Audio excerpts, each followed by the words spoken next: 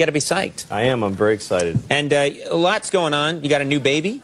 I do have a new baby. This is this is like a police interrogation. Yeah. Were you? That's very exciting. This it's is nice to have a baby around. I don't know what I'm doing though. Yeah. You know, they don't teach you how to have kids. No. They teach you how to birth them. Like did you go to birthing classes? Went to birthing class. Yeah. I just think it's weird that there's birthing classes because you can't do that wrong. Yeah. It's coming out. It's not like if you don't take the class. Oh, it came out my eye. I should have taken a class, you know. But then once there's a kid that you could ruin, they just kick you out of the hospital. Good luck, idiot. You know. That's the shocking part to anyone who hasn't had a child. The baby shows up, and there's this whole 9-month build-up to it, and then the minute you have the baby, they say, get out of here. Nobody cares. Yeah. Nobody cares. Yeah. And what's worse is my wife will, like, send me out with the baby. Like, go out. I'm like, you're never going to see either of us again. That's crazy. Because I'm an idiot. I'm the most useless, and I forget stuff. Like, one time I had her in the stroller, and I take her to the car. We're in a parking lot, and it's hot, so I go get the AC going. I come back, and I realize this tailpipe is right in her face, and she's like, I'm like, oh, my God! I almost destroyed the child. How could I tell my wife that that's how I killed our kid? Like, I don't know, sorry, you know, like I'd have to throw her into traffic, my baby, or something like that. I couldn't go home and face that. Yeah, that's the right thing to do. Yeah. I think so. That would be the right call. Do you have a lot of friends who are married with kids? Do you have people that you can talk to? That's so. I have a lot of people that I associate that have kids who I hate, but I don't have friends that don't have kids anymore because I don't relate to them. You know, they have a lot of time on their hands. Those people, right? And I get IMs, little text messages from a friend of mine who has no kids, and like he wrote me, he said, "I'm on a plane and we haven't taken off yet." That's the IM. That's it. Right. Right. So I wrote back, "I hope your plane crashes." Oh man! And he gets upset and he calls me and he says, "Take it back. You have to take it back." I'm like, why? I hope it actually crashes, so why would I take it back? And he says, well, how are you going to feel if the plane crashes now that you said that? I'm like, are you kidding? That would be amazing to know I can do that. The power. Best day of my life. I say things and they happen. Yeah, happily trade your life for that power. Yeah. But no, it doesn't work anymore with other people once you have kids. And also, it's lopsided. Like, what you expect from children and what you expect from adults is totally different. You expect a ridiculous amount of politeness from your poor kid that you never... Like, I could be at a bar with my friend and he'll say, hey, you fat, bald douchebag, buy me a drink. And I will buy him an expensive drink. Right. That's just the way you talk to each other, yeah. Yeah, but I'll be in the kitchen with my daughter and she says, Papa, I want water. And I go, and how do we ask for water? Do we say please when we ask? She's like, hey, I'll die of thirst if you don't get it. I can't reach the glasses, you idiot. Get me the water. It's not fair. Now, do you think you're a good parent? No, being objectively. No, I'm awful. Because you don't turn into this great person when you're a parent. You just you're a jerk who has a huge responsibility now. And I lie to my daughter, like, shockingly. She's 4, and I've lied to her. What kind of lies? Well, like the other day, I was eating these chocolates. Somebody sent my wife these chocolates, and I'm not allowed to ever have them. But they're just getting moldy. She won't eat them. Right. So I'm eating them. Right. So I'm in the pantry, and I'm just, I'm not even enjoying them. I'm just going, screw her, I can eat these, Like, I'm not, it's a totally self-defeating moment. Sure, yeah. But I'm eating the chocolates, and my daughter catches me. And she says, what are you eating? And I said, these are black tomatoes.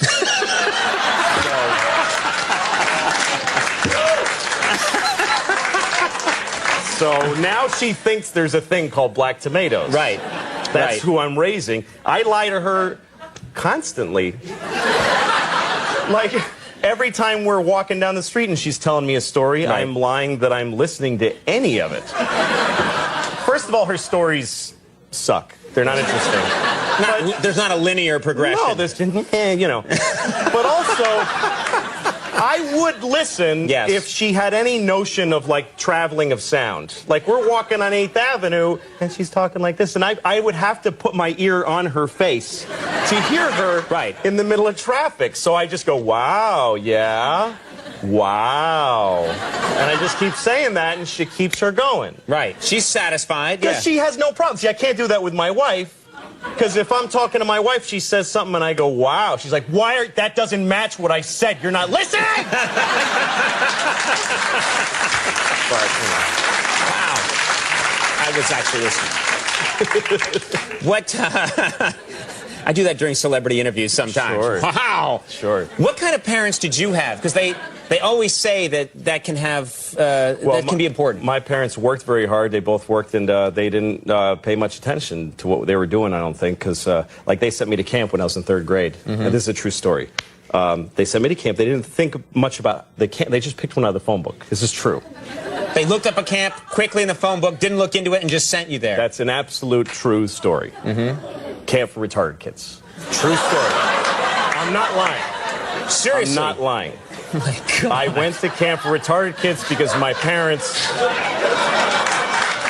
were very unthorough in the research. They were not, they didn't, vet the situation And properly. I'll never forget the moment I arrived there and I look around and I go, oh my God,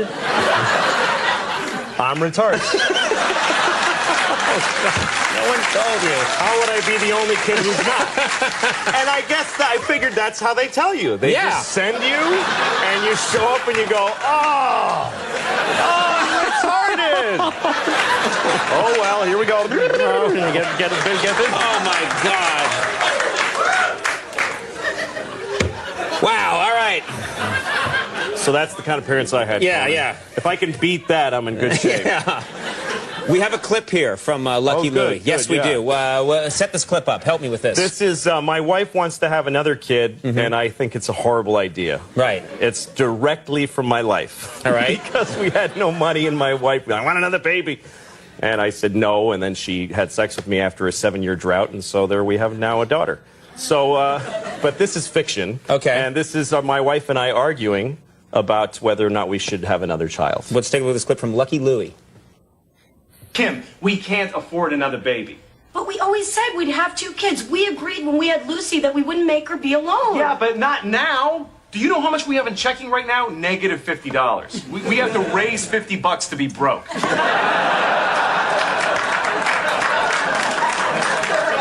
don't care. I'm not waiting. Lucy is 4 already. I'm getting pregnant right now. Well, you ain't getting pregnant without my sperm. That is not your sperm. That is our sperm. That's my sperm. Give it back. That's a new concept. It is our sperm. It is our sperm. Lucky Louie airs Sunday nights at 10:30 on HBO, and Louie's new DVD, One Night Stand, is available in stores now. Hilarious stuff. Thanks a lot, Thank Louie. you very Louis much. C.K. We'll be right back. Yeah. I live in New York City, and it's okay there. I live in a nice building. I never lived in a nice place before. When I was growing up, I had no money. I mean, my mom didn't. Didn't matter. I was a child. But I'm not used to it because it's nice. There's like a pretty courtyard with flowers and a fountain with little marble boys pissing. I don't know. What is it with fountains? Like, all fountain sculptors are pedophiles, basically. You can't get a fountain made without... Can you make me a fountain? Yes, I'll get started right away. Oh, yes! Yes! It's finished! And it's just little boys pissing on the face of a Greek god that looks like him a lot. It's piss on me forever!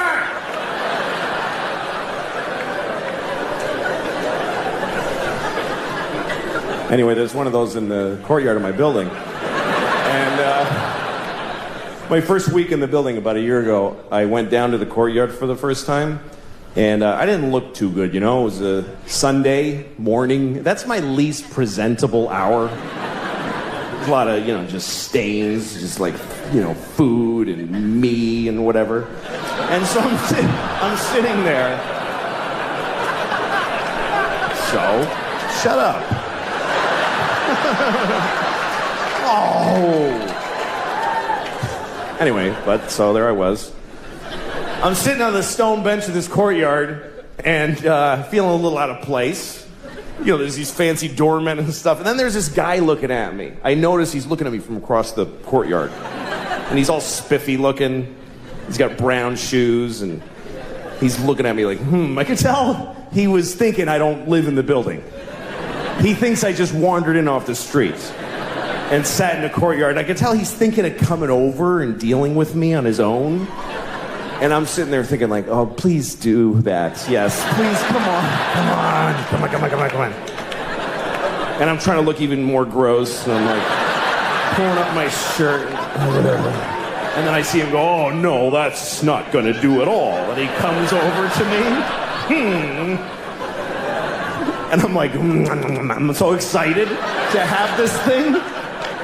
The confrontation where I'm not wrong at all. And he thinks I am. So he comes over, says, excuse me, do you live in this building? And I said, no. Because why not start there? I said, no. He goes, well, then what are you doing here? And I said, I just need to rest. I'm having a hard time.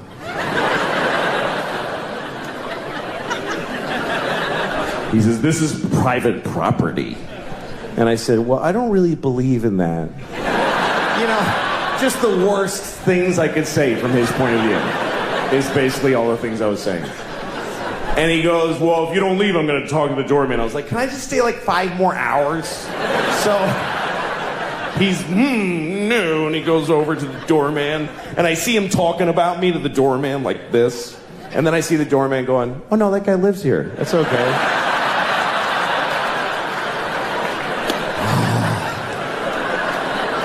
And the look on his face, it was just so, it was this beautiful cocktail of anger and confusion. It's like I had invented a new way to hurt somebody's feelings. That's how excited I was. By putting something on the window that's not really about the product, but about their morality. Sometimes you see a store, it's got a sign above the door that says like, no hate allowed in here. Like, fuck off, hate, you piece of shit. No hate in there? I hate my father. Like, do I have to stay outside and deal with it before I can come in to buy some shoes?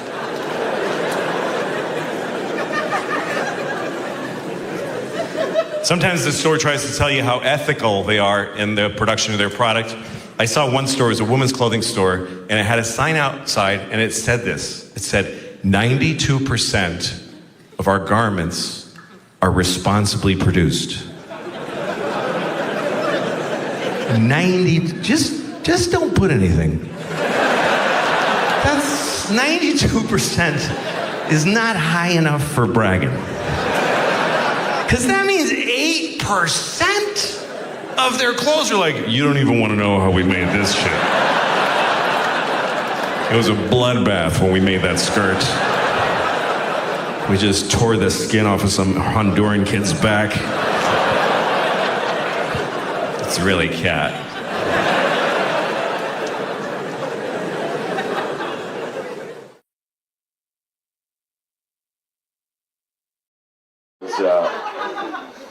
Fourth grade, and I was fifth grade maybe, I don't know which one, and I was sitting in a class and eating some snack, and I was sort of just looking off into space, and I had always had big holes in the crotch of my pants, because my mom bought me cheap pants at King's department store, and they don't even have a changing room. She would just hold it against my waist, and I'd go home and wear them, and they'd split after like 3 days.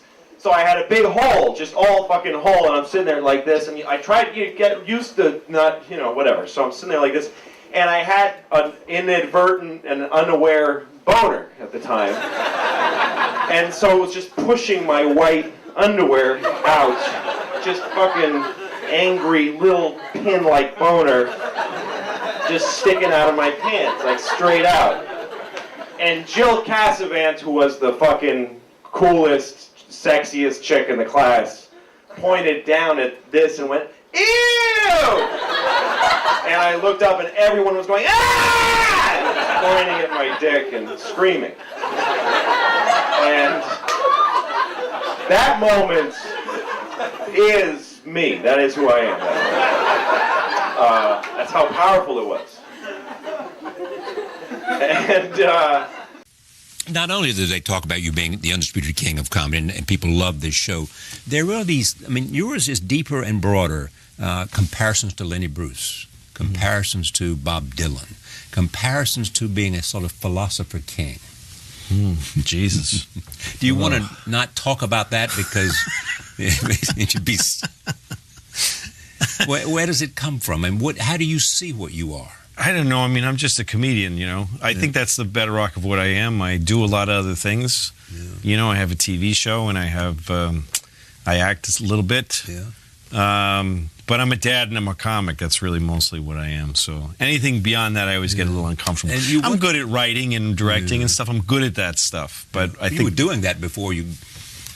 Yeah, I've been doing that for a while.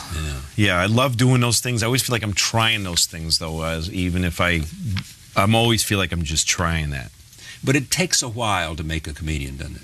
Yeah, it takes a long, long time. I mean, to make a really thoroughly good, you know, a ripe, baked, ready for, you know, ready to pull the bottle out of the can. Time or whatever. Yeah, ready to really actually look at from all angles. What does it take? Living. Yeah, you know, it takes understanding life through living it, and then being on stage an awful lot and not giving up. That's all. It's just, you know. And being prepared to fail. Oh, yeah. That's really the road. The failure is the road to being a great comic, I think. So if you always kind of back away from the tough things and find easy routes, you'll do okay. So failure is what? Not being funny?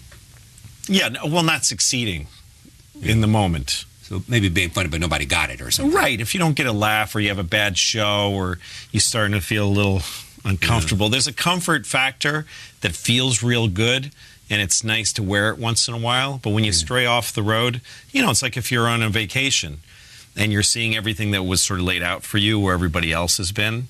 But if you take a road off to the side and you feel a little uncomfortable all of a sudden, you know what I mean? Yeah. There's no obvious tourist things, but you're learning an awful lot all of a sudden. But failure has been a subject of yours too.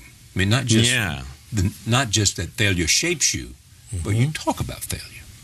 Yeah, it's a fascinating thing because most people avoid it. So if you can get to a place where you kind of like it, you know, I mean, you like what you get out of it, then it's new territory, you know. What do you learn as a comedian in that 25 years? You actually cited 25 years. It takes 25 years to make a comedian. What is it you learn? You learn presence. You learn a oneness with an audience. Yeah. You learn a sense of who you are and what your own strengths are. But those are obvious to me, and I'm not a comedian. Yeah, those come pretty quickly, I think. Like a stage presence comes pretty quickly, depending on who you are. How to write jokes and how to generate material and know it's going to work, that sort of comes, you know, first 10 years you're building the skills. Yeah. The basic but the skills are what? Timing, delivery? Yeah, timing and delivery and material, you know. Material that works. Generating the jokes, because most comedians, you know, you write your own stuff, you come up with your own thing, connecting with an audience. And then there's all sorts of other things that happen. You know, your best show keeps getting higher and higher. That's the first thing. How good you can do keeps increasing, but then the really important thing is how bad your worst show starts coming up. I think that's for any performer. You know, your worst show needs to come up close to the best show, so that even on your worst night, you're still. Okay, so in the new season, your best show shouldn't the worst show should be much closer to the best show. The margin should be like that. Yeah. That's right. Yeah. So Now, how does that happen?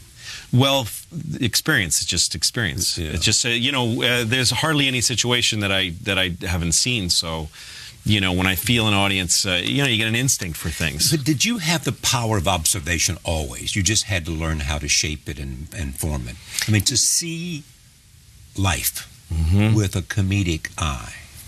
Yeah, I mean, I guess that's just the way I look at things, and I'm very curious. Yeah. So I like to look at a lot of things. So I'm always out there looking at life and thinking about it. So I guess that's just observation. But it's being able to have people understand an observation, even if it's really from a strange place or even if it's very personal. So I guess the thing is, once you get really good at the skills and your bottom comes up. Hey, I got a call today.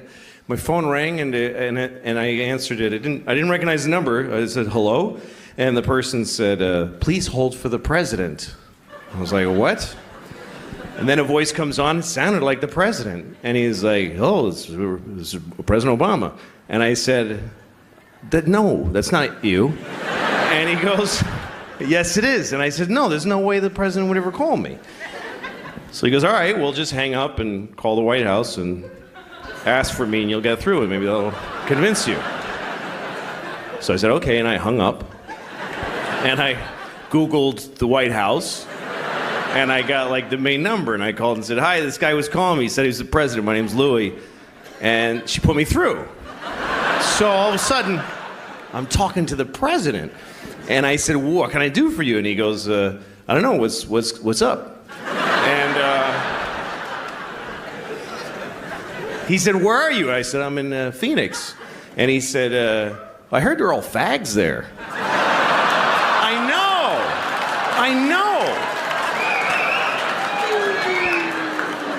And I was like, first of all, Phoenix is not known for that. Second of all, who says fags? Like, who says just fags? And then beyond that, how dare you, Mr. President? And he says, "So, go tell everybody who's gonna believe you, you fat douche." And he hung up. I was really surprised.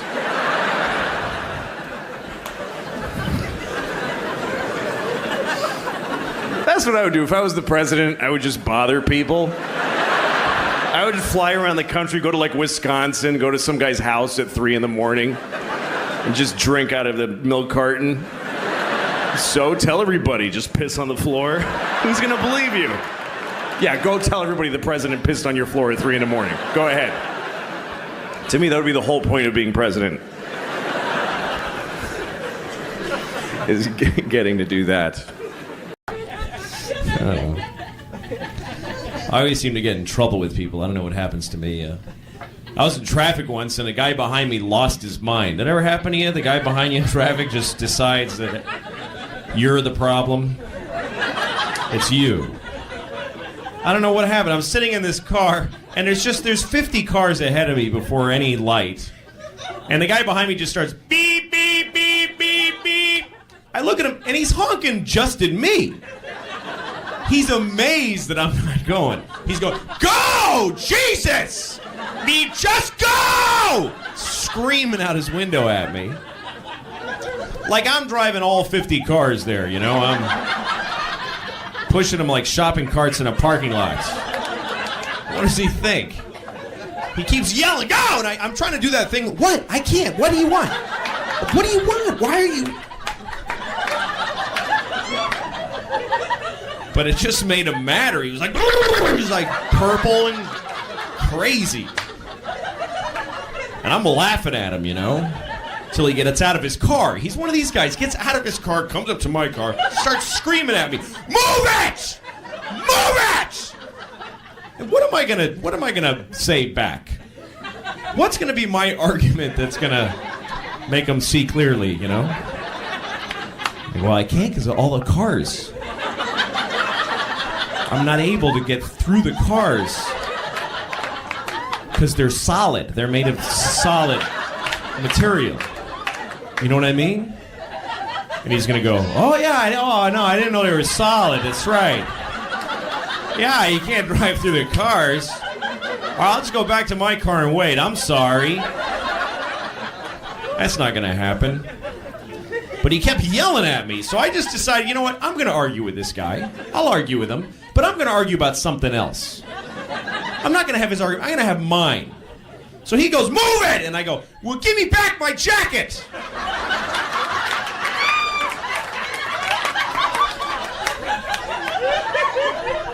And he stopped. And I was like, "Yeah, you got my jacket! Give it back! Now! I want it!"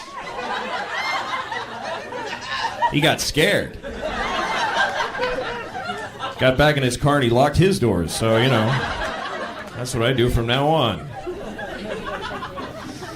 I was talking to my this guy Jerry that I know, and he's one of these guys. You know those people who they sound like they're happy for you, but they sound like they're in pain also. You know people that talk like that. He's like, "Hey, what's going on?" And I go, "Well, my sister is getting married." "Oh, that's wonderful. Oh, that's terrific. Yeah, and I think we're gonna have a baby. Oh my God! Ah! Ah! God bless you!"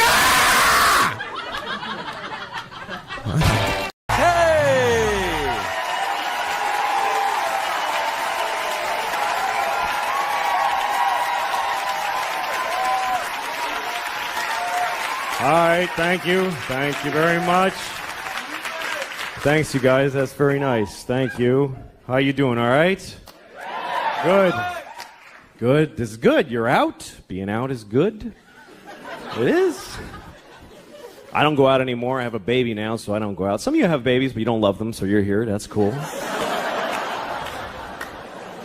No, I mostly just go out with my daughter. I went to the park with her the other day. I was at this park in New York City Park, and they had these no drinking signs at the park. But it doesn't say no drinking. It has a picture of like a martini glass with a line through it.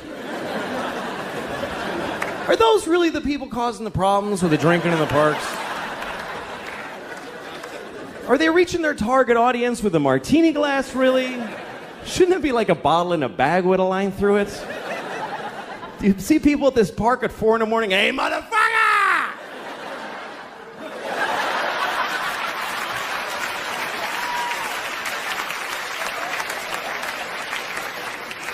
I try to go to movies, but movies are all shit now. They are. They're all shit. Like they just have this machine that just makes shit. I rented a movie. I rented the Jesus movie where they beat the shit out of Jesus for a couple hours. Wow, they kicked his ass. What happened? What, did he key somebody's Camaro? What did the guy do? Look, I didn't like the Jesus movie. I thought it was a shitty movie. And people get offended when you tell them that, like you're saying something wrong. It's like, I thought the Jesus movie sucked. And they're like, hey, man. Like, what? He's not in it. Who gives a shit? Like Jesus cares about Mel Gibson's movie, you know? Look, I was raised Catholic, so I know he did that for me, and I appreciate it, you know, thank you. He should have asked first, you know. I would have said, I'm all set, I don't need that done, because a little presumptuous. Only because, look, here's the thing. I was raised Catholic, and I'm not anymore, because if they're right, I am fucked. I'm going to hell, I am. Because I'm really I do wrong shit a lot. Man, I'm going to hell, I know it. And I don't want to go to hell. And really because I don't like new places. That's really the reason. Because I'm afraid I'll go to hell. I won't know where to sign up for shit. I'll be all confused. Like the first day of school, you know? I wonder, is there like a schedule to hell? How organized is your damnation? Like, the first they put you in one room and some monster fucks you up the ass for 1,000 years. You come out, you're like, well, I ain't fucking around in there, I tell you. I don't recommend that room. That was a drag. Then they take you and they put you in another room and they shit on your head. I don't know what the fuck they're doing down there, but what if hell's not like that? What if I'm just standing in a hallway in hell, like, what do I do? Where do I go? Some demon walks up to me, hey, and I'm like, ah, demon. And the demon's like, come on, suck my dick. Ah! Now I'm blowing a demon in hell, and it's horrible. And I'm thinking I shouldn't have lied so much or whatever.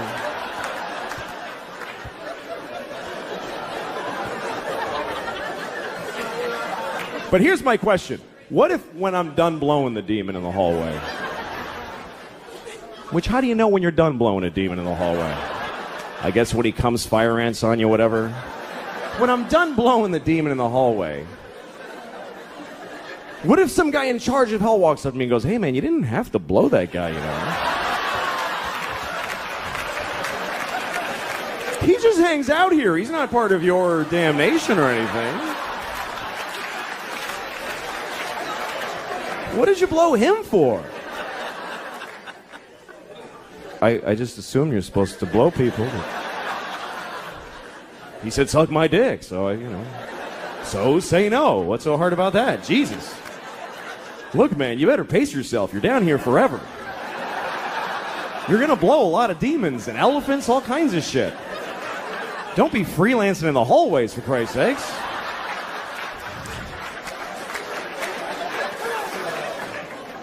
And also, you gotta die to go to hell, and I don't want to die. I like my life. I'm very happy. I'm married, and I love my wife. I love her very much. My wife hates me. She fucking hates me. She hates me so much.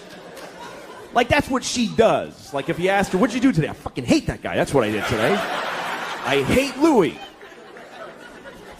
She's so mad at me all the time. Here's the latest thing. The other day, she got really mad. She said to me, you know what you did? You filled the dishwasher with dishes, you put the soap in, and you didn't turn it on. And I'm like, oh, shit. What are we going to do now?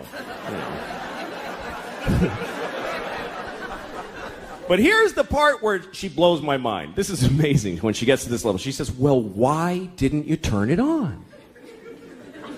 Like I have a reason for not turning it on. And I'm like, can't I just be stupid? Can't it just be that I'm a fucking idiot? That I filled the dishwasher and then I went, duh, and I walked away? I can live with that. I'm cool with that. But she says, no, why'd you do it? Which means I decided not to do it. Do you know how much more of an asshole that makes me? That means I filled the dishwasher and then I went, you know what? Fuck her. I ain't turning it on. She can suck my dick if she thinks I'm pressing that on button. I'll fill it, but I don't fucking press on. Not in my own house. Why would I do that? That would be crazy. The thing that she's usually mad about is simple. She says that I don't listen to her when she's talking. And I don't. But it's not because I don't love her, blah, blah, blah. It's because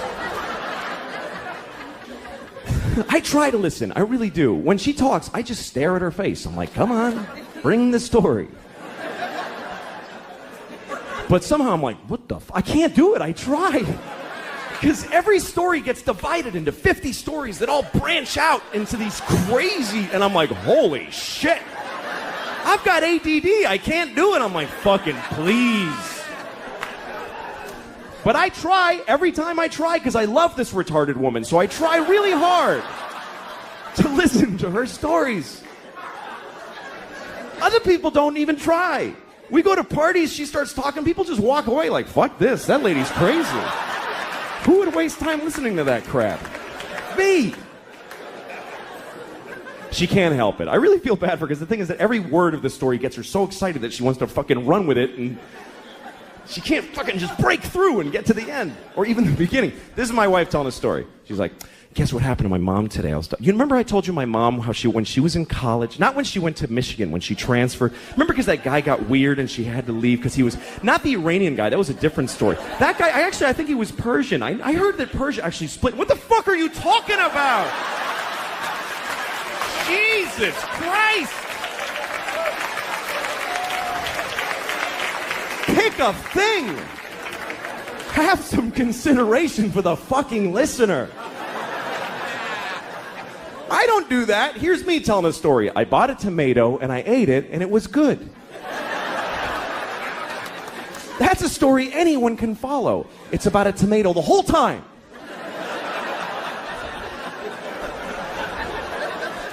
I like being married, though. I do. I really like it. I seriously do. We were having sex, my wife and I, a couple of weeks ago, which is amazing that we did that because we never have sex. Never. Because we have a baby, and our baby's a fucking asshole and won't let us have sex. No, fuck, that kid's a jerk, man. Seriously. Every time she's got some urgent shit in her room. Papa, come in here. In a minute. Now! Okay, I go in there. What's up? I need a pair of pants to put on my pony. Wow, holy shit. I'm trying to fuck your mom in there. Would you give me a break? Can a guy fuck your mom for a minute?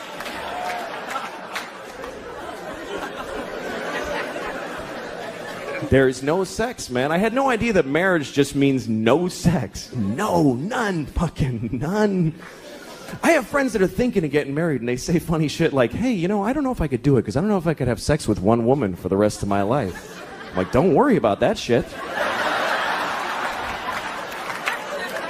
You're going to have sex with 0 women for the rest of your life. That's a lot less than one woman. Who the fuck do you think you are? Where'd you get that fantasy? I'd love to have sex with one woman for the rest of my life. Any one woman. Big, fat, dead lady with a beard, I'd fuck her every day. I'd be proud to have her. That's not usually my problem. These days, my problem is very simple. It's trying to find a place in my house where I can masturbate without somebody bothering me. And that's getting really difficult. There's nowhere to go anymore. She's got her mother staying with us, too, in the guest room, and I'm on the streets now. I got nowhere to go. Like, now I know when I see a guy in the West Side Highway jerking off in plain daylight, that's not a homeless guy. That's a married man right there. He's got nowhere to go. Fuck it. Fuck you. Go ahead and look, man. I got nothing. What else am I going to do? It's not fair, man. I'm 37 and I own my home. I should be able to just stand in the living room. How you doing, honey? Good morning. But I can't. I gotta hide. I'm down in the cellar by the boiler like a troll down there. Just fucking miserable shit. That's what it's like. Masturbation doesn't bring much joy to guys. Women seem to like masturbating. They put flower petals on the pillow. They're like, ah, me, or whatever, you know.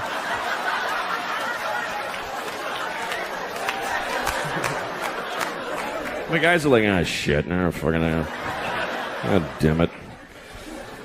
Sometimes you find ecstasy, but it's followed by the deepest self-hate and depression you've ever felt. It's an amazing drop from way up here to this, like, oh, yeah, oh, what the fuck is wrong with me? God damn it.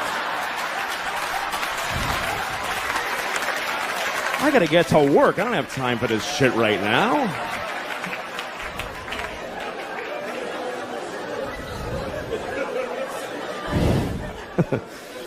But then you get married, now you gotta hide.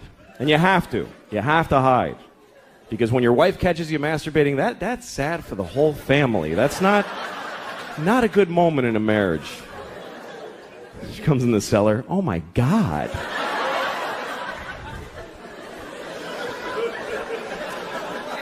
And then she always wants to know shit about it. She always asks me stuff. My wife's like, well, do you think about me when you're doing that?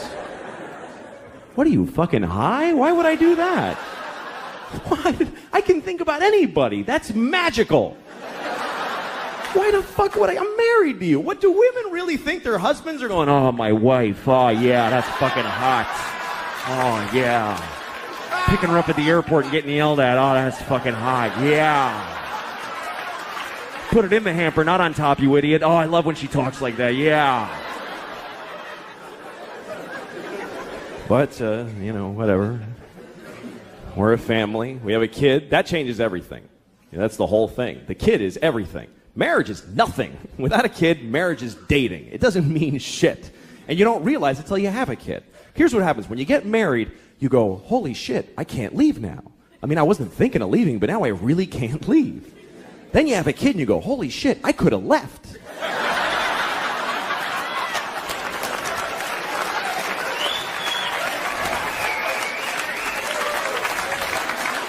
I totally could have left. Fucking door was right there. Now I can't go. I got a kid now. I love my daughter. It's a lot of responsibility that you never think about, though. Like, you got to name your kid. That's a big deal right there. And you know what's amazing to me? You can name your kid anything you want. Isn't that incredible? There are no laws. There should be a couple of laws. None. You can literally name your kid anything. You can name your kid a name with no vowels if you want, like Singleton.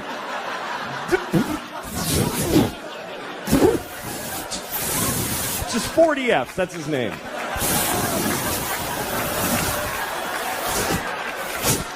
Go clean your room.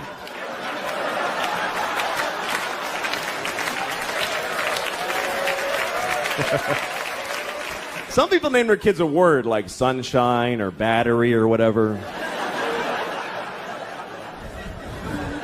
I'd like to name my kid a whole phrase, you know, something like ladies and gentlemen. That would be a cool name for a kid.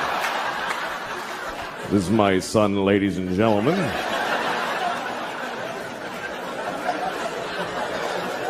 Then when he gets out of hand, I get to go, ladies and gentlemen, please!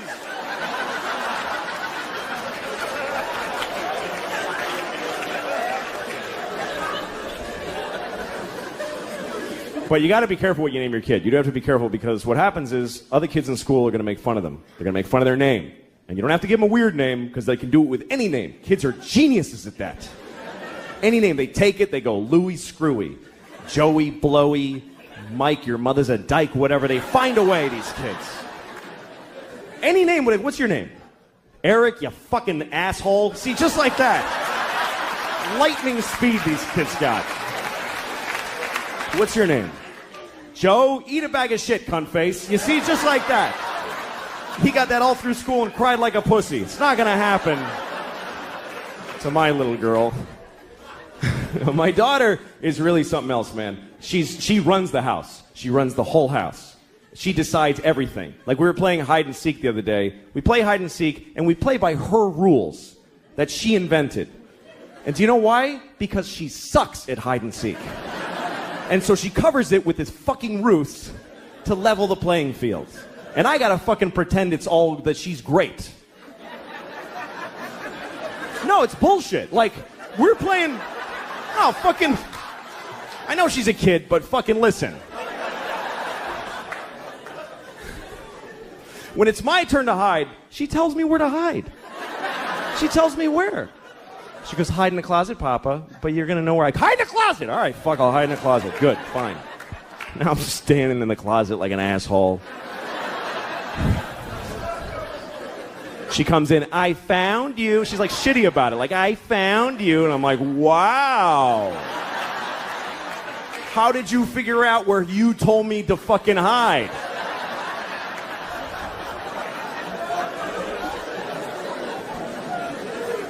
And then when she hides, this is her hiding. She goes over to a wall and does this. She goes, that's it. There's nothing here. What the fuck is this? Like this is some ninja invisibility crouch. And I gotta act like an idiot. I can't just walk in and go, yeah, you're there. Because she'll cry and shit her pants, right? So I gotta walk around like an asshole. Where is she? I have no idea. Where could she be? I'm making eye contact. I don't see her. It's amazing to me. The other day we're playing, this is how things have gotten in my house, okay? Here's a very good example of where it's gone. We're playing a version of hide and seek where my wife and I have to decide together where to look. She likes that. She's like, Mama, you tell Papa where to look. Okay, well, fine. So she's over there hiding like this, just in plain sight. And my wife and I, my wife's like, why don't you look under the bed? I'm like, okay. She's not there. And then she says, why don't you look in the linen closet? Okay, so I open the closet. She goes, that's not the linen closet. We don't put that in there anymore. All right, fucking Jesus. All right, I'll look in. So I look in that. Why would she be in that closet? That has shelves. She can't stand in a shelf. Well, maybe she's crawled in a shelf. Now we're having a fight about where to look for this fucking kid who's standing right there.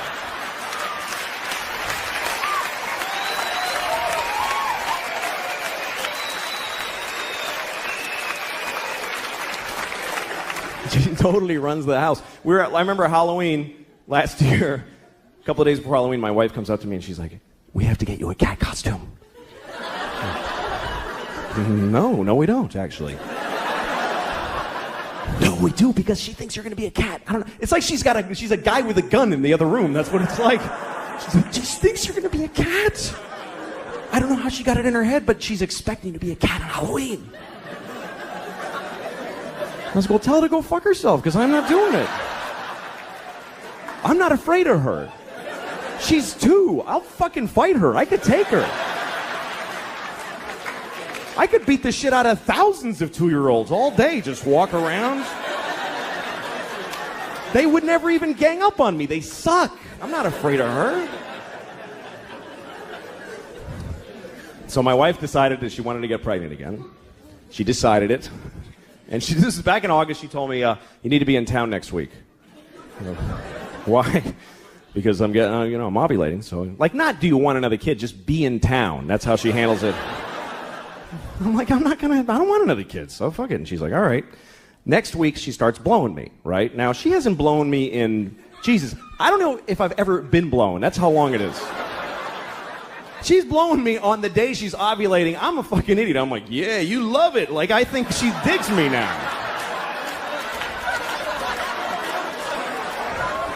Fucking stupid. So she's having another baby any day now. She's due, and it's true. She's fucking the whole thing. And I'm like, there it is. Okay. No, it's great. Fuck it. That's really the attitude that keeps a family together. It's not we love each other. It's fuck it, man. Fuck it. Another kid. Fuck it. Why not? Let them all in. Good. Fuck it. But the problem is we have no fucking money. I don't know where she thinks the money's coming from. We're so broke. I'm so sick of being broke. I'm broke. I'm just always keep digging this hole. And most people are broke too. That's the thing. This country's just everybody's broke. That's why I don't like George Bush, but I didn't like Kerry either, because they're fucking both rich and they don't get it. They don't know what it's like to be poor. Like, poor people know what it's like to be rich. They know exactly what it's like because they fantasize about it constantly. Every poor person has their whole rich life all planned out. Every detail. I'm going to have a house made of chocolate, and people are going to blow me as I walk in each room. They're going to be waiting. I'm going to wipe my ass with live rabbits and throw them out the window.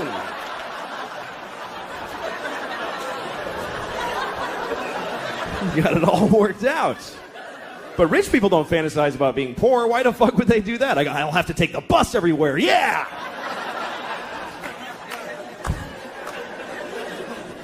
I've always been poor my whole life. I fucking never had any money. And I don't care. I don't give a shit. But, there's a lot of people that are poor now. Like, I was driving through upstate New York, and there's people up there, man, their lives are just shitty. Like, you ever drive through a whole town, and you're like, what, did a shit bomb go off in this place? What happened?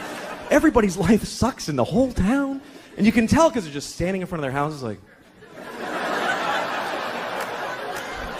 just bleak. And a lot of people call those people white trash. And I love that expression, white trash, because it's the only racial expression that you can use, and nobody gets offended. Nobody gives a shit. When you say white trash, nobody goes, hey, don't talk like that about them. That's not nice. Nobody defends white trash. You could be talking to the most liberal hippie in the world. You go, hey, I saw this guy, he was white trash. He'll go, ha ha, fuck that guy. White trash loser. No, I don't know. I just want to be a good dad, raise my daughter, and it's a complicated country. People get angry. Everybody hates gay people. I never understood anger towards gay people because a person being gay doesn't affect your life. So it's weird to me that people just they're in their homes going, oh, people are gay. Damn it! What do you care? I can understand hating gay people if, say, you're mowing your lawn and two guys are blowing each other right on the grass. And you're like, oh, I gotta cut around you faggots every Sunday. I'm sick of this shit.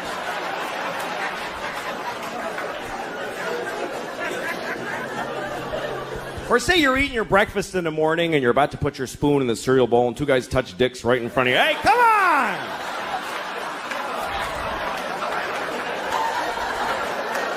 I gotta get to work. I don't have time to dodge your dicks with my spoon. Fucking homos, get out of my kitchen. I hope I'm a better parent than my parents were. My parents were not good parents. My parents, here's a typical example. My parents, this is a true story, I swear to God. My parents sent me to summer camp when I was in 3rd grade. It's a good idea, right? But they didn't look into the camps. They just chose one out of the phone book randomly. And I swear to God this happened. I get there, it's a camp for all retarded kids. I swear to God. I went to camp for retarded kids. I swear to God. I'll never forget, the moment I arrived, I looked around and I realized, holy shit, I'm retarded. I didn't think I was, but I must be. How am I the only kid who's not? This is how they chose to tell me? This is it? Just send him to the camp. Fuck it, he'll figure it out. He's retarded. He's not stupid. I loved it there. It was great. Everybody's nice. Every game is a tie. Just gold medals for everybody. It was awesome. Here's the thing. I never judge other parents now. I never do. I used to, but I never do. Like, you know when you see a mother in McDonald's or someplace or in a toy store and she's just melting down on her kid? She's like, shut up. I hate you. You're ugly. And people are standing around going, oh my goodness, she's a horrible mother. Well, guess what? Those people aren't fucking parents. They don't have kids. Because any parents who are in that store are thinking, what did that shitty kid do to that poor woman? That poor woman. I wish I could help. Because you don't know, man. You don't know. Or like when you see a parent that seems to be negligent, like you see a parent in McDonald's with the kid, and the parent's like, I can't take this shit anymore, and just like collapsed, and all the shopping bags are just strewn everywhere. And the kid's happy. The kid's eating French fries. And the kid asks a question like, Mama, why is the sky blue? And she's like, just shut up and eat your French fries. And you think, what a terrible mother. Why doesn't she answer her child? When I have a child, I will answer all of their questions. And open their minds to the wonders of the world. Well, guess what? You don't know what the fuck you're talking about. You can't answer a kid's question. They don't accept any answer. A kid never goes, oh, thanks, I get it. They fucking never say that. They just keep coming. More questions. Why? Till you don't even know who the fuck you are anymore at the end of the conversation. It's an insane deconstruction. It's amazing. This is my daughter the other day. She's like, Papa, why can't we go outside? Well, because it's raining. Why? Well, water's coming out of the sky. Why? Because it was in a cloud. Why? Well, clouds form when there's vapor.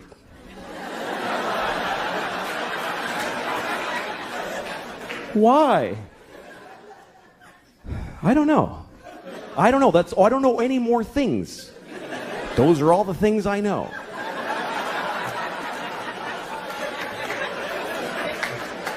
Why? Because I'm stupid, okay? I'm stupid. Why? Well, because I didn't pay attention in school, okay? I went to school, but I didn't listen in class. Why? Because I was high all the time. I smoked too much pot. Why? Because my parents gave me no guidance. They didn't give a shit. Why? Because they fucked in a car and had me, and they resented me for taking their youth. Why? Because they had bad morals. They just had no compass. Why? Because they had shitty parents. It just keeps going like that. Why? Because fuck it. We're alone in the universe. Nobody gives a shit about us. I'm going to stop here to be polite to you for a second. But this goes on for hours and hours, and it gets so weird and abstract at the end. It's like, why? Well, because some things are and some things are not. Why? Well, because things that are not can't be. Why? Because then nothing wouldn't be. You can't have fucking nothing isn't. Everything is. Why? Because if nothing wasn't, there'd be fucking all kinds of shit that we don't like, giant ants with top hats dancing around. There's no room for all that shit. Why? I'll fuck you. Eat your French fries, you little shit. God damn it. Thank you. About the tie, Louis. You're breaking my heart. Remember the first time you didn't have the tie, and I said, right. I wanted you to dress up. That's the next right. time you dressed up, I was delighted. You were really happy. Yeah, I know it means a lot to you. I know it's important to you. If you had a show and you were nice enough to invite me, I'd have the tie. I know you would. But if you didn't, I wouldn't care. It wouldn't hurt my feelings, but I understand how you feel about it. Listen, I got the jacket though. I think a jacket and a t-shirt is a decent mid-ground. I know. I felt like a jerk with a tie. It's not me. Really? I feel like a defendant. Well, no, with a the tie ties. you feel. Well, the tie is not me either, but it's what I got. Well, yeah. Now listen, this has happened to me twice now. I went to see the movie Blue Jasmine, and I'm enjoying the film. And Kate Blanchett, yeah, she's good. God, was lovely. Very good at acting. And I'm really enjoying the film. And then I see Andrew Dice Clay, and I say to myself, honest to God, Andrew Dice Clay. Yeah, wow. Yeah. And then I see you in the movie. Yeah. And I think, who knew these guys were so good? Andrew Dice Clay as a serious actor, and you as a serious actor. Oh, thank you. In a Woody Allen film. All right. And then you came on the show. That's right. And we talked about it, and you had your tie on, and everything was fine. And now I go to see American Hustle. Yeah. Nobody tells me you're in American Hustle. No, it's a secret. So the movie is going along and along and along, and I'm enjoying it. And Jennifer Lawrence and the big stars who are in the thing. And then there's Louis C.K. again. And in the movie, you're wearing a tie. That's right. I'm wearing a tie in the movie. Now, Louis, I'm wearing a big fat 70s tie. It's like how a huge does tie. this happen? How do you get to be in big movies? Well, it's like I don't know. They asked me to do it. I don't audition or anything. I don't like to do movies. Yeah. And, what do you mean you don't like to do it? Well, I don't like auditioning. I don't like trying to get that kind of work. Right. And I used to audition, and I never got any parts. And the first movie I got, well, somebody offered me a movie part. They asked me to audition, and I said, okay, and I didn't show up because I hate doing it. So then they're insulted. Good move. Yeah, right? Yeah. Just don't show up. Don't show up. And they go, well, we made another appointment for you, and I didn't show up to that either. And then they sent me the script and said, put yourself on film in your house and send it to us. And I said, yes, and I didn't do it. Didn't do that. And then they called me and said, you got the part. So. That's crazy. What was the film? It was called Welcome Home, Roscoe Jenkins. It starred Martin Lawrence, and I had a huge part that is gone because I was so bad. I was terrible. I couldn't remember my lines. I couldn't talk. But in the two movies that I've seen you in, you're great. Thank so what happened since then that made you so comfortable I don't know as what an happened. actor? I don't know.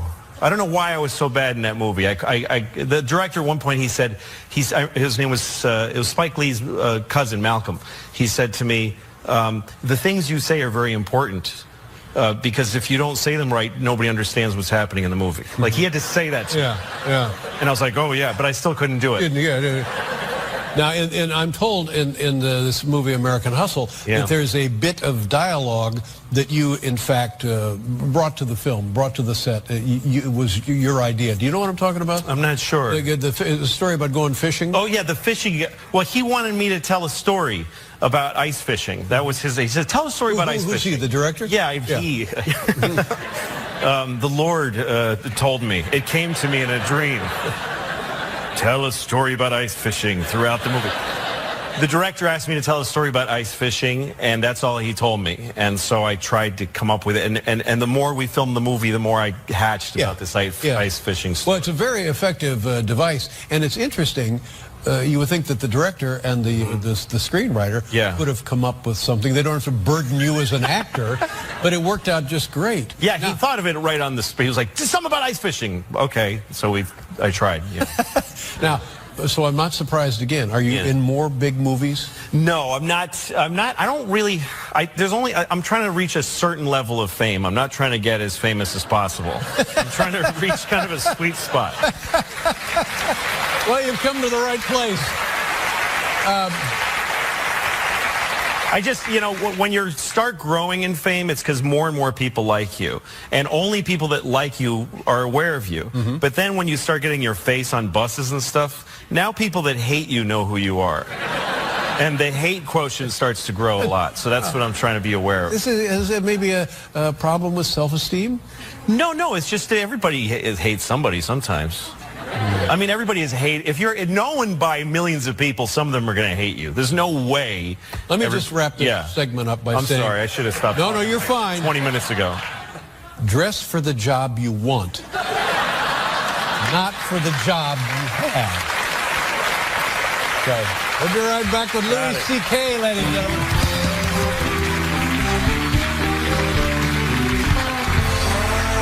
You filmed the last episode of your show in, was it Shanghai, is that right? Beijing, China. That's right. Ooh. Now, what was the point of that, and what was it like? That sounds like, oh my God, it's got to be hard to do that. It was hard to go to China. Yeah. It's really far away. And did they know what they were getting? The Chinese people say, "Oh, look, Louis C.K. wants to come to China," and they probably hacked your computers and stuff. Sure. Yeah, we had to go through a long, arduous process. We started early in the year of trying to get the rights to go, we had to talk to their cultural, I didn't do any of this. The people that work for me did all this. Now, the United States is comfortable with you doing a show in China? Well, yeah, I mean, a lot of movies are produced there and stuff. And I mean, it's tricky because I did a stand-up show over there. While I was there, some people were like, hey, do a show. And I did a show in this old Peking theater, this very, very ancient theater. And I was like, do I have to worry about what I say, you know? And they're like, have fun, you know? Yeah, they're such fun-loving. Yeah, they just, you know, all they want is fun over there. They just have a great time. That's all they do over there is have a great time. I didn't realize you spoke Chinese. I don't speak any Chinese. That's what I thought. Now, what about the people in the theater? Well, a lot of them spoke, enough of them spoke English that, you know, they understood enough to be really offended by what I said. So they got really mad. Yeah, they got really upset. No, were they upset? They did. I mean, somebody got upset. Somebody got upset. The sense I get is that the government doesn't really do anything anymore, but everybody's really scared. So if you do anything weird, everybody's like, stop it.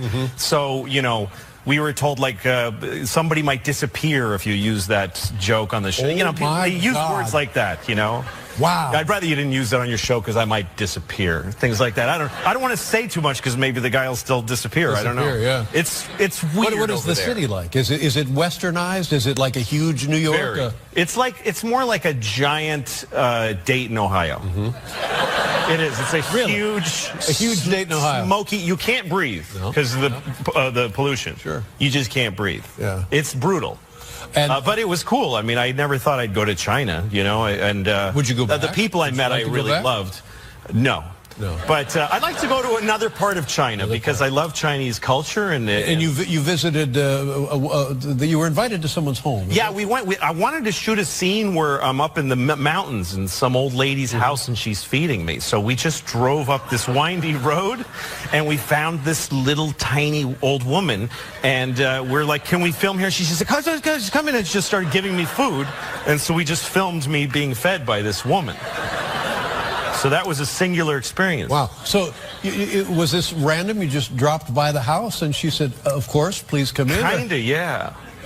Kinda, that's how it works. Government agent, probably. It's probably a government agent. Probably. I don't know anything about it. I don't know. And so that was must have been very, very exciting to be in Shanghai. Yeah. And then I'm sorry, Beijing. Yeah, sorry. Really doesn't matter. This other thing I find fairly courageous. You produced, directed, wrote a movie in the late 90s, 98, something like that? And this was like a first outing as a director? First time I directed, yeah. And you look at it now, and what do you think of it as you look at it now? Well, it's very weird. It's really strange. It's a black and white movie, and it just makes very little sense, but I think it's funny. And at the time... I thought it was this really intelligent and important movie. Right. And you took it to festivals and stuff? So went to Sundance. Yeah. There was 15 people at the screening. And 2 when it was over. Literally, it was a disaster. Yeah. Nobody wanted to see it. I was heartbroken. I was 28 years old, and I thought, this is my movie. Right. It's funny, you know, because when I look back at old versions of myself, I go, what an idiot, you know? Any version of me 20 years ago or 10 years ago, I'm like, that. I was a moron. But then I thought I was great. Right. You know, so now I think I'm great. I'm glad to hear you say that because I go through the same thing, and I wonder if it's common to the human experience. If I can't sleep at night, I will start remembering stupid things I have done when I was younger. And oh my God, it gets to be a little frightening. Does it lull you to sleep? Is that why you do it? Well, that's the objective. Yeah, but then you wake up thinking, okay, I don't want to. I'm trying to be a better person as we go forward. I think as long as you think that your past was bad, you must be improving. That's what I think. Right? Yeah, I think. Yeah, that's probably the way it works. So nobody wanted to distribute your movie. Nobody cared about it or wanted to see it. How much did it cost you to make this movie? About $180,000. Out of your own pocket? Out of my own pocket. I had written for you, and I saved some of that money. All the money I that's made, where that money went. That's where it went. Do you ever see Eraserhead? Sure, yeah. Love David's work, yeah. Well, anyway, it reminded me a little of Eraserhead. Oh, yeah, a little bit, right? So we're going to show, and now you can buy this movie. Yeah, so it's been sitting literally under my bed for 15 years. No one's seen it. Steve Carell is in it. Amy Poehler's in it for a second. J.B. Smoove, who's in this clip, and he's very funny. A lot of really great actors, and it just sat there. And what's now the, I have my story? Well, it's about a guy who runs a photo store, which is already something that doesn't exist anymore. Yeah. And he's very persnickety. He doesn't like people touching his stuff. He likes things in order. He also goes home and he sits in a bowl of ice cream naked at night because that relaxes him. And then there's this old lady who's very unhappy and her husband's mean to her, but he gets eaten by a pack of wild dogs. So now the important thing for is it $5? $5. $5. You can go to louisck.net. louisck.net. Beginning Wednesday. Is it com or net? Either one works. Either one works? Yeah, I got them both. Oh, you have both parked at the same site. Wednesday at noon, it goes there it live. Is right there. You can watch it, and when you buy it, let's you show own them it. a clip. There you go. That's the website. Oh, no, that's pretty good. Funny, yeah. Yeah, it's not for everybody. That would be the tagline. It's not for everybody. It's $5. How big a deal can it be? So spend the $5 and decide. And you own it. And nobody bothers you. No, we don't you're check. Fine. It's not like we're in China here, ladies and gentlemen. Exactly. It's called Tomorrow Night. It can be yours for $5 on the website there, the louiscknet.com, whatever that thing is. And it's available beginning Wednesday. All right, Louis, next time. Nice to see you. A tie. Okay, I'll try. I'll try to I'm going to kill you. We'll be right with BJ Ganem, ladies and gentlemen. I have 2 kids. I try to be a better person around my kids. I really do. I try to change my behavior around them. Like, I have rules in my house. They all apply to me. Like, I have a rule that I don't curse around my kids. It's a rule. It does happen. You know, sometimes you have a stressful moment and you're with your kids, so you say something by mistake. Like, one time I was making dinner for my kids, and I gave my daughter a bowl of soup, and I said, here's your fucking soup. But, you can see how that was a tough situation.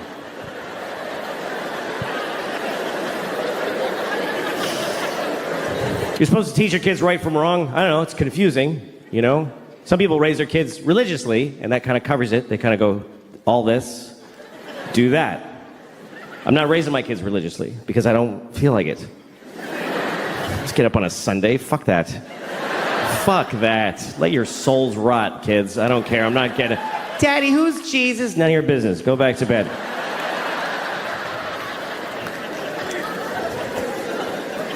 But my kids, you know, they're living in the world, and there's a lot of religion in the world, so you do have to teach your kids, if you're not raising them religiously, you do have to teach them about religion, you know? I always tell my kids the same thing. I tell them that there are many religions in the world, and they're all equal, but the Christians are the main one. That's what I tell them. The Christians won. They're the winners, so act accordingly. Congratulate Christians when you meet them, because they won the world. And it's true. It's true. We love to tell ourselves, like, every religion is exactly... No, they're not. The Christians won everything a long time ago. If you don't believe me, let me ask you a question. What year is it? I mean, come on. What year is it according to the entire human race? And why? What year is it? Anybody, sir, just yell out the year. Thank you. 2016. No, it's 20. That's right. It's 2017. What is that? That's a number. It's not just any number. It must be a very important number, because we're counting to it in unison as a species. For thousands of years, we've been going 1, 2, 3. Come on, everybody. 4. And now, come on, Africa. 5, 6. What is this number? We're counting the days. Since what? Since there was ever people, or since the sun did something? Not at all. It's been 2017 years since what? Anybody, yell it out. Since, yes, Christ! Christ! That's right. It's been 2017 years since Christ Jesus. We are counting the days since Jesus together. Which makes sense if you're Christian, but what the fuck are the rest of us doing? Jesus was here, Jesus was here, Jesus was here. Everybody, scientists, historians, Jesus, Jesus. Jesus plus 2, Jesus plus 3, Jesus plus 4. Jesus plus 2017 years, 4 months, and 3 days is when your license expires.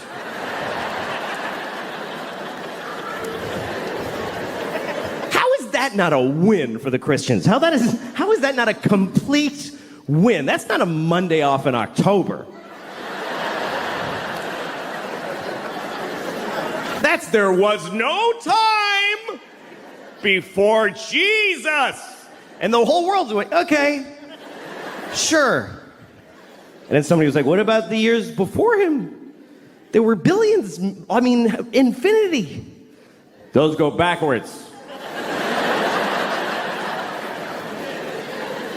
You want us to measure most of history backwards? To accommodate one religion? Uh-huh. All right, we'll do it, it's fine. We'll do it.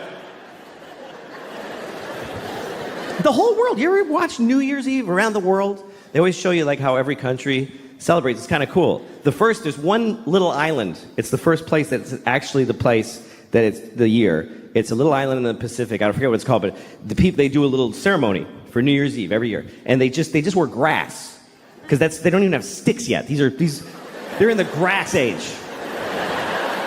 They have no clocks, but they do a dance. 2017. And it goes around the world. Oh, it's 2017.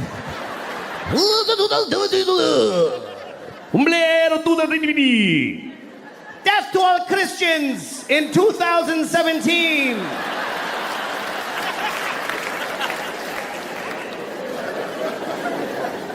The Jews are quietly keeping track. It's really 5,766, but that's for us. We're just, that's okay. We're just keeping track for when you snap out of it. It's all right. I'll write yours on my check. I don't want a problem.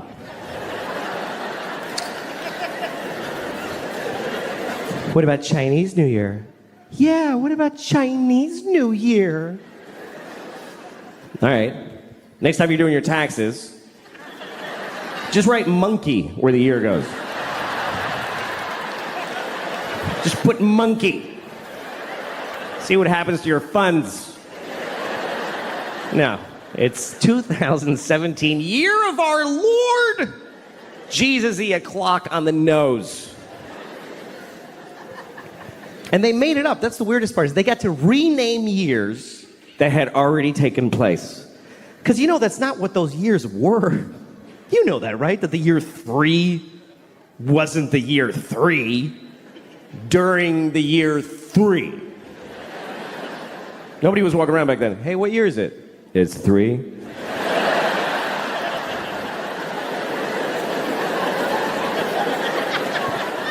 Yeah, but I'm 28. How can I be 28? There's only been 3.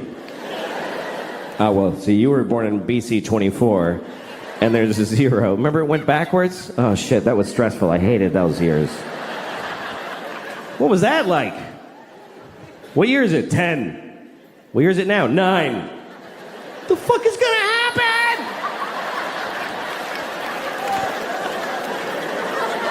Get angry. Everybody hates gay people. I never understood anger towards gay people because a person being gay doesn't affect your life. So it's weird to me that people just they're in their homes going, oh, people are gay. damn it! What do you care? I can understand hating gay people if, say, like, you're mowing your lawn and two guys are blowing each other right on the grass. And you're like, oh, I gotta cut around you faggots every Sunday. I'm sick of this shit.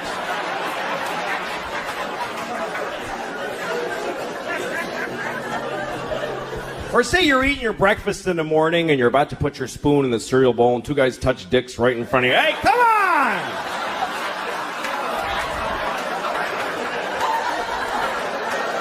I gotta get to work. I don't have time to dodge your dicks with my spoon.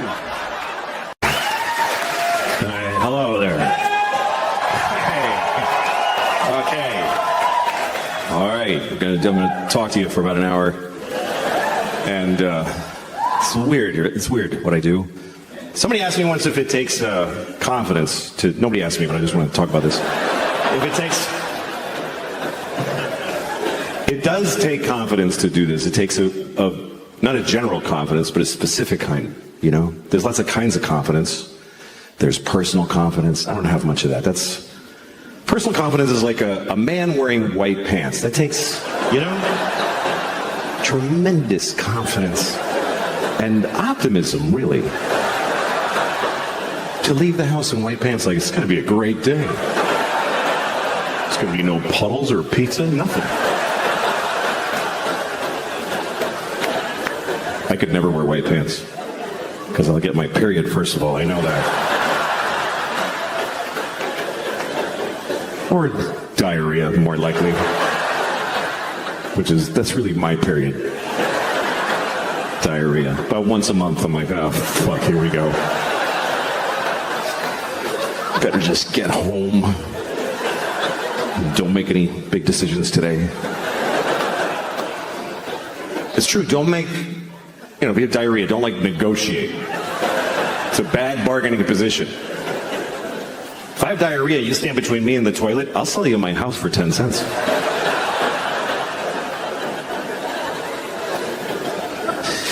So that's one kind of confidence. Here's another kind, moral confidence. Moral confidence. That means knowing that you would do the right thing. Knowing that you wouldn't do something wrong. Moral confidence. You can have that in your daily life, because a lot of your days are the same. But what if you were in another time? I would love to believe, I feel confident that I would not have had slaves. I wouldn't have done it. I wouldn't have done it. I wouldn't have had any. Even if I lived in 17 whatever, in Virginia, and all my neighbors had slaves, I would have been like, you guys are dicks. I can say that, but it's easy to say that now, because you can't get no slaves. You just can't get any. That's why you don't have slaves. It's not because you're better than back then people. It's because they're not available. That's a huge contributing factor.